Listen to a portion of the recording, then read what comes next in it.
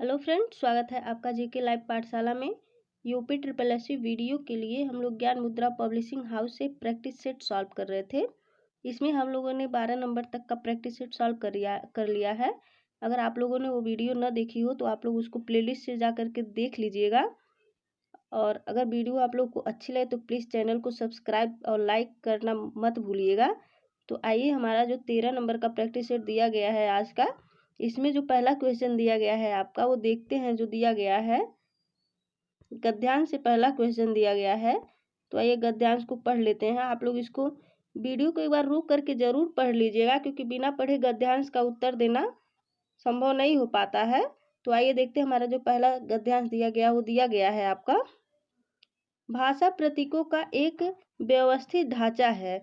इन प्रतीकों से बनी भाषा द्वारा ही एक पीढ़ी से दूसरी पीढ़ी तक संस्कृत विचार की धरोहर संचरित होती है। यह संस्कृति का अहम हिस्सा है। संस्कृत की तरह ही भाषा इंसान के पैदा न होने से पहले ही उपनिष्ठ रहती है। अमेरिका में पैदा होने वाला बच्चा अंग्रेजी भाषा के संपर्क में आता है। रूस में पैदा होने वाला रूसी के इसी तरह।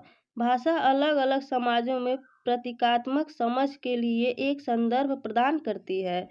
आगे है, इस मायने में भाषा संस्कृत का हिस्सा है जो इंसान को अनुभवातीत करता है। भाषा के बिना संस्कृत को संचारित करने में परेशानी होगी। संस्कृत के बिना मानव अपनी अद्वितीय मानवता खो देंगे। दिया गया है इसमें जो उपर्युक्त गद्यांश के आधार पर निम्न प्रश्न का उत्तर दीजिए। तो हम लोगों ने जो ये पहले पढ़ा है गद्यांश, इसमें से जो पूछा गया है वो गद्यांश का उपर्युक्त शीर्षक, तो इसमें से हमें शीर्षक बताना है। और दिया गया है जो इसमें पहला दिया गया है भाषा, ये जो है इसका शीर्षक है। ऑप्शन नंबर इसका ए जो है ये सही होगा। और नीचे देखिए दिया गया है जो निर्देश में अधोलिखित, जो हम लोगों ने ऊपर गद्यांश पढ़ा है उसका जो अभी आधा जो पार्ट है वो नीचे दिया गया है। इसको पढ़ करके इसमें से 2 से 5 तक के आंसर को हमें देना है। तो देखिए दिया गया है, समय का आदर करना ही उसका सदुपयोग करना है। जो व्यक्ति समय की सही कीमत जान लेता है वही जीवन में सफलता प्राप्त कर पाता है। यह धन से भी अधिक महत्वपूर्ण है। धन, आगे दिया गया है, धन खोने पर वापस पाया जा सकता है, परंतु बीता हुआ समय नहीं लौटाया जा सकता। छात्रों के जीवन में इसका अधिक महत्व है। जो छात्र इस उम्र में समय की कद्र करना सीख जाते हैं वह भविष्य में तरक्की की ऊंचाइयों को छू लेते हैं। चाणक्य, गांधी जी, अशोक आदि ने समय का सदुपयोग कर अपने पैरों के निशान छोड़ गए। जीवन का प्रत्येक क्षण भविष्य का निर्माता है। आगे है, जो लोग इसके महत्व को नहीं समझ पाते वे केवल हाथ मलते रह जाते हैं। हम चाहे विश्वास कर ले, परंतु समय कभी विश्राम नहीं करता। समय के प्रति सजगता मानव जीवन के लिए उपयोगी है।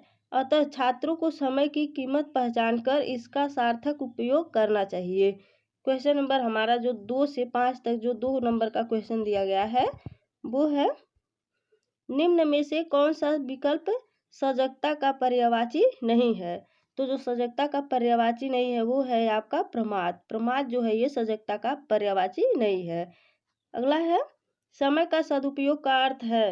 तो तीसरे नंबर का क्वेश्चन जो दिया गया है, समय का सदुपयोग का जो अर्थ है वो है आपका उसे व्यर्थ न करना। ऑप्शन नंबर बी जो है समय को व्यर्थ न करना। क्वेश्चन नंबर 4 दिया गया है, समय धन से अधिक महत्वपूर्ण क्यों है। तो क्योंकि समय नहीं मिलता है, धन वापस मिल जाएगा पर समय नहीं मिलेगा। ऑप्शन नंबर इसका सी सही हो जाएगा। इसलिए समय जो है धन से अधिक महत्वपूर्ण होता है। फिर अगला क्वेश्चन है, 5वां नंबर दिया गया है, छात्रों के लिए समय का सदुपयोग अधिक आवश्यक क्यों है।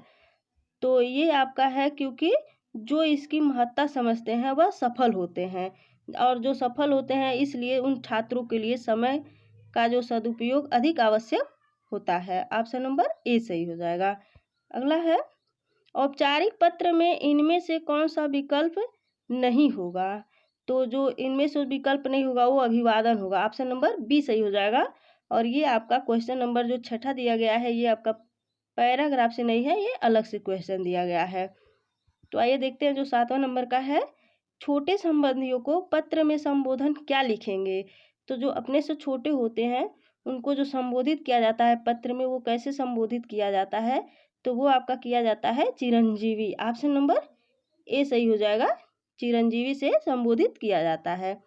अगला है, कक्षा 10 के छात्र ने अपना अनुपस्थित दंड माफ करने के लिए प्रधानाध्यापक को पत्र लिखा, उसका यह पत्र किस वर्ग में आएगा। तो ये जो पत्र आता है ये आपका आता है आवेदन पत्र में। ऑप्शन नंबर बी सही हो जाएगा। क्वेश्चन नंबर 9 दिया गया है,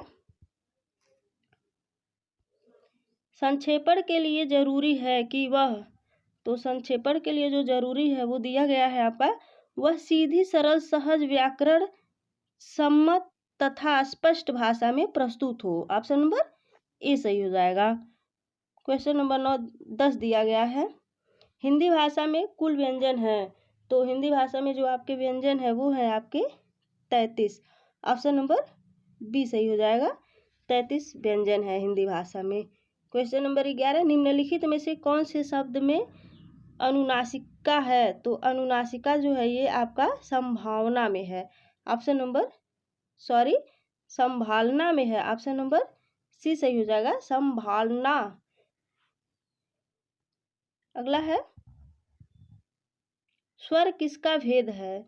तो स्वर जो है ये आपका वर्ण का भेद होता है। ऑप्शन नंबर सी सही हो जाएगा, स्वर जो है वर्ण का भेद होता है। 13 नंबर क्वेश्चन दिया गया है, पुल्लिंग परिवर्तन का सही विकल्प चुनिए। तो जो पुल्लिंग परिवर्तन का सही विकल्प होता है वो होता है आपका सम्राज्ञी सम्राट। ऑप्शन नंबर ए सही हो जाएगा। दिए गए विकल्पों में से ज्ञानवती का पुल्लिंग शब्द छांटिए। तो ज्ञानवती का जो पुल्लिंग शब्द है वो है आपका ज्ञानवान। ऑप्शन नंबर बी सही हो जाएगा, ज्ञानवती का पुल्लिंग होता है ज्ञानवान। अगला दिया गया है क्वेश्चन नंबर 15 दिया गया है, निम्न में कौन सा शब्द स्त्रीलिंग है। तो स्त्रीलिंग जो आपका शब्द है वो है आपका बनावट। बनावट जो है स्त्रीलिंग शब्द है। भवानी शब्द का पुल्लिंग क्या है।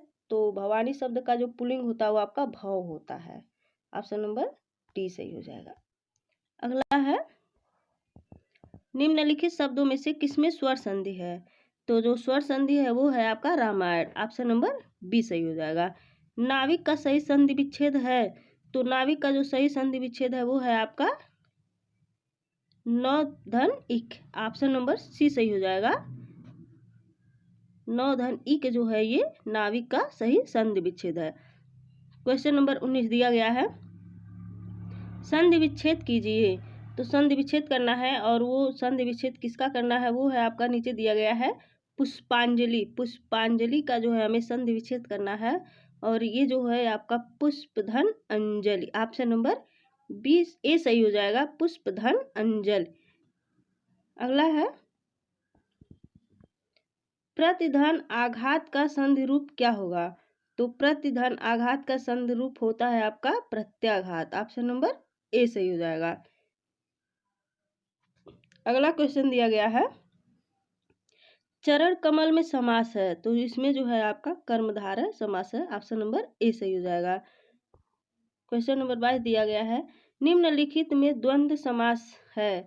तो द्वंद्व समास आपका जो है ऑप्शन नंबर सी देश विदेश सही हो जाएगा। इसमें जो है द्वंद्व समास है, देश और विदेश। दुर्व्यवहार शब्द में प्रयुक्त उपसर्ग है। तो दुर्व्यवहार शब्द में जो प्रयुक्त उपसर्ग है वो है आपका दु भी है, वी भी है और अ भी है। इसमें जो है उपसर्ग उपर्युक्त सभी जो है सही है। ऑप्शन नंबर डी सही हो जाएगा। इसमें उपसर्ग जो है ये दुर्व्यवहार में तीनों ऑप्शन सही है। फिर अगला है, निम्नलिखित में से किस शब्द में उपसर्ग है। तो जो आपका उपसर्ग है वो दिया गया है पराजय। पराजय में जो है उपसर्ग दिया गया है ऑप्शन नंबर बी सही हो जाएगा। पराजय में पर उपसर्ग दिया गया है। फिर अगला है, गौरव शब्द किस तद्धित प्रत्यय के योग से बना है? तो गौरव शब्द जो आपका बना है वो बना है अ। ऑप्शन नंबर ए सही हो जाएगा। अ तद्धित प्रत्यय से बना हुआ है गौरव। क्वेश्चन नंबर 26 दिया गया है, रमणीय में कौन सा प्रत्यय है? तो रमणी में जो है आपका अनीय प्रत्यय है। ऑप्शन नंबर ए सही हो जाएगा। आगे दिया गया है, नीचे दिए गए तत्सम तद्भव शब्दों के युग्म में से कौन सा युग्म त्रुटिपूर्ण है? तो जो त्रुटिपूर्ण है वो है आपका दही दही। ऑप्शन नंबर बी जो है ये त्रुटिपूर्ण है। बाकी क्षीर और खीर सही है, दुग्ध और दूध सही है, घृत घी सही है, बट दही और दही गलत है। फिर आइए देखते हैं आगे वाला क्वेश्चन जो दिया गया है। दिए गए विकल्पों में से तद्भव शब्द का चयन करें। तो जो तद्भव शब्द है वो है आपका हंसी। हंसी जो है ये तद्भव शब्द है। अगला दिया गया है, निम्न में कौन सा शब्द विदेशज है? तो विदेशज शब्द जो है रिक्शा। रिक्शा जो है ये विदेशज शब्द है। क्वेश्चन नंबर 30 दिया गया है, व्युत्पत्ति के आधार पर संज्ञा के कितने भेद होते हैं? तो व्युत्पत्ति के आधार पर संज्ञा के 3 भेद होते हैं। जिस संज्ञा शब्द में किसी के गुण दोष तथा दशा आदि का बोध होता है उसे कहते हैं, तो उसे आपका भाववाचक संज्ञा कहते हैं। ऑप्शन नंबर सी सही हो जाएगा, उसे भाववाचक संज्ञा कहते हैं। अगला है, उत्तम पुरुष सर्वनाम के किस भेद का एक प्रकार है? तो उत्तम पुरुष सर्वनाम का जो एक प्रकार है वो है आपका पुरुषवाचक। पुरुषवाचक भेद का एक प्रकार है। अगला है, निम्नलिखित सर्वनाम है। तो निम्नलिखित सर्वनाम जो है ये आपका यह जो है ये निम्नलिखित सर्वनाम है। निम्नलिखित शब्दों में से विशेषण कौन सा नहीं है? तो जो विशेषण नहीं है वो है आपका अंतर। अंतर जो है ये विशेषण नहीं है, बल्कि आंतरिक जो है ये विशेषण है। आग्नेय जो है ये विशेषण है। अधिकारी जो है ये विशेषण है। अंतर विशेषण नहीं है। अगला है, निम्नलिखित मिश्र वाक्यों में से कौन सा विशेषण उपवाक्य है? तो जो उपवाक्य में है आपका वो है, लखनऊ जो उत्तर प्रदेश की राजधानी है एक ऐतिहासिक नगर है। ये आपका उपवाक्य है। अगला क्वेश्चन दिया गया है, जलेबी में मिठास अधिक है रेखांकित शब्द का विशेषण है। तो मिठास का जो विशेषण शब्द है ये आपका है मीठापन। ऑप्शन नंबर बी सही हो जाएगा। मिठास का विशेषण मीठापन होता है। अगला है, सकर्मक क्रिया का उदाहरण है। तो सकर्मक क्रिया का जो उदाहरण है वो है आपका पढ़ना। पढ़ना जो है ये सकर्मक क्रिया का उदाहरण है क्योंकि इसमें क्रिया है। अगला है, किस वाक्य में पूर्ण द्विकर्मक क्रिया का प्रयोग है? तो पूर्ण द्विकर्मक क्रिया का जो प्रयोग है वो है आपका, ममता ने कुत्ते को रोटी खिलाई। ऑप्शन नंबर डी जो है ये सही होगा क्योंकि वो पहले काम कर चुकी है। इसमें दिया गया है पूर्ण द्विकर्मक, तो ममता ने कुत्ते को रोटी खिलाई। अगला है, वह दिन भर पढ़ता रहता है। तो वह दिन भर पढ़ता रहता है रेखांकित शब्द में अव्यय का भेद बताइए। तो दिन भर में जो है अव्यय है ये, इसमें आपका जो किस प्रकार का अव्यय है तो वो आपका निपात है। ऑप्शन नंबर बी जो है ये सही हो जाएगा। दोस्तों प्लीज़ चैनल को सब्सक्राइब करते रहिए और इसको लाइक करते रहिए, शेयर करते रहिए। 40 नंबर दिया गया है, वह आया परंतु देर से।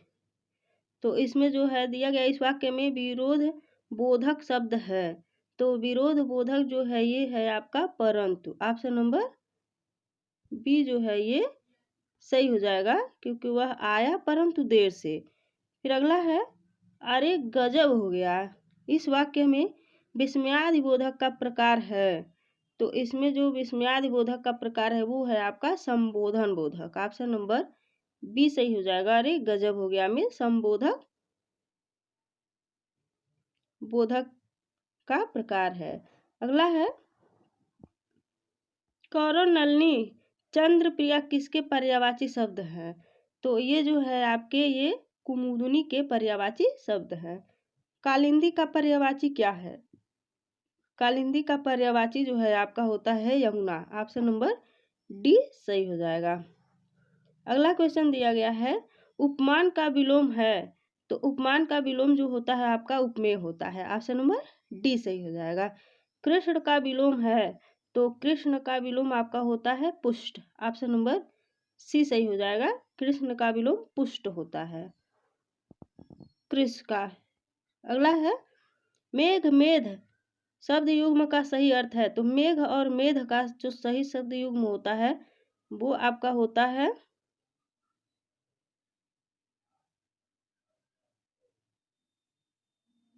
बादल और यज्ञ। ऑप्शन नंबर ए सही हो जाएगा। 45 नंबर क्वेश्चन में कृष का जो विलोम होता है वो मजबूत होता है, सॉरी पुष्ट होता है। ऑप्शन नंबर सी ही सही है, पुष्ट होता है। फिर आइए 47 नंबर जो दिया गया है शुक्ल और शुक्ल शब्द युग्म का सही अर्थ है।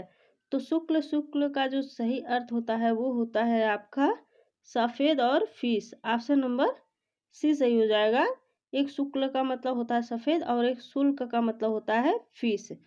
फिर आइए अगला दिया गया है 48 नंबर क्वेश्चन क्रिया अथवा धातु के अंत में जोड़े जाने वाले प्रत्यय को कहते हैं। तो इस प्रत्यय को आपका कृत प्रत्यय कहते हैं। ऑप्शन नंबर ए सही हो जाएगा। अगला क्वेश्चन दिया गया है